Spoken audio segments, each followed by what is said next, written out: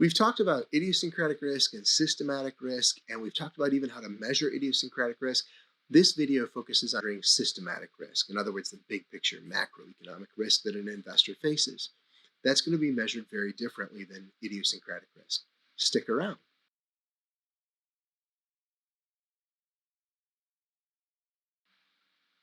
What do the following all have in common?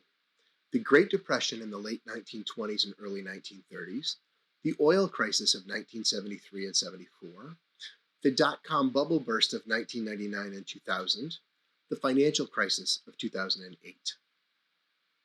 They were all systematic events that hurt nearly every company at the same time. For one reason or another, these events all resulted in dramatic pullbacks by the stock market, massive layoffs, government intervention, and very few companies escaped unscathed. This is the nature of systematic risk. It is macro risk that simply cannot be avoided if you want to take part in the economy. Sure, there are some ways the CEO can minimize their company's exposure to this type of risk. For example, they can carry excess cash on hand or keep their fixed costs to a minimum or finance their operations with as little debt as possible. But you can never really manage to completely avoid systematic risk unless you are willing to put all of your investments into the risk-free treasury bills.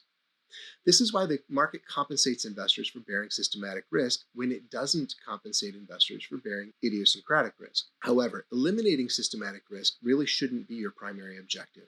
As the old saying goes, nothing ventured, nothing gained. You need to take risk at some level. Granted, the risks should be calculated, managed, and planned so as to provide you with the best possible returns for having taken the risk. But you're going to need to take some risk if you want to earn reasonable returns.